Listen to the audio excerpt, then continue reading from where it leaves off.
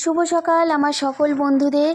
আরও একবার নতুন দিনে নতুন করে নতুনভাবে তোমাদের সঙ্গে আমার ছোট্ট একটি মিনি ব্লগে তোমাদের স্বাগত জানাই। কেমন আছো তোমরা সবাই? আশা রাখছি ভালো আছো। আমরাও ভালো আছি তোমাদের আশীর্বাদ ও ভালোবাসায়। তো আজকের দিনের শুরুটা গাছ লাগানো দিয়ে শুরু করছি। গাছ লাগাতে আমরা সকলেই ভালোবাসি, আর এই শীতকালের নানান ফুল অসাধারণ সুন্দর লাগে দেখতে। আর এখানে আমি কিছু জবা ডাল সংগ্রহ করে এনেছিলাম, সেগুলোই রোপণ করছি। এখন এখানে আপাতত লাগাচ্ছি, পরে তখন অন্য জায়গায় ট্রান্সফার করে দেব। ততদিন এটা এখানেই থাকবে। আর টবটা দেখো ফেটেও গেছে, তাই নতুন একটা টব কিনবো, ততদিন এখানেই থাক। তো নিচে এসে গরমাগরম চা বানিয়ে নিলাম। আর সারাদিন চা খাই বা না খাই, এই সকালে একটু চা খেতেই হবে, এরম একটা ব্যাপার। কিন্তু ইদানিং এখন চাটাকে আমি মাঝে মধ্যে স্কিপ করে দিয়ে জলখাবারে চলে যাই। তো এটাই হচ্ছে এখনকার রুটিন। বিকেল হয়ে গেছে, ছাদে জামা কাপড় মেলা ছিল, সেগুলো একটা একটা করে ভাঁজ করে নিলাম।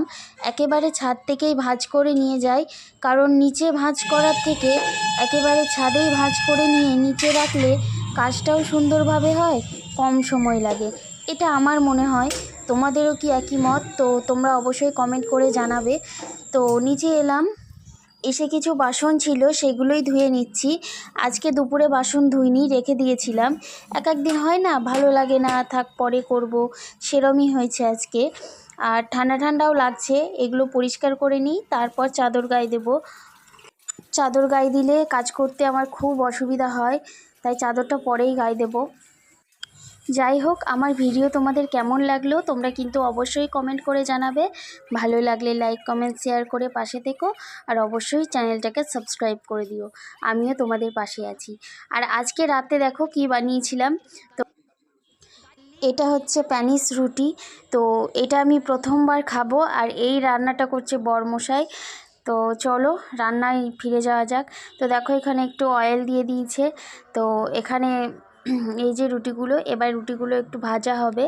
তো ততক্ষণে দেখো এই যে ভাজাও হয়ে গেছে। তো সত্যি বলছি খুব সুন্দর লাগছিল খেতে, কিন্তু এই প্রথমবার আমি খেলাম। তোমরাও বানিয়ে খেও, অবশ্যই তোমাদের ভালো লাগবে। আর কারা কারা খেয়েছো অবশ্যই কমেন্ট করে জানাবে। আমি এই প্রথমবার খাচ্ছি। তো এই রেসিপিটা যদি তোমরা চাও অবশ্যই আমি শেয়ার করব, তোমরা একটু কমেন্ট করে জানাবে। তো দেখো এখানে দুই রকমের, একটা ঝাল সস আর একটা মিষ্টি সস নিয়ে নিয়েছি। তো এটা দিয়েই খাওয়া হবে। তো চলো তোমরা ভালো থেকো, সুস্থ থেকো, টাটা, দেখা হচ্ছে পরের ভিডিওতে।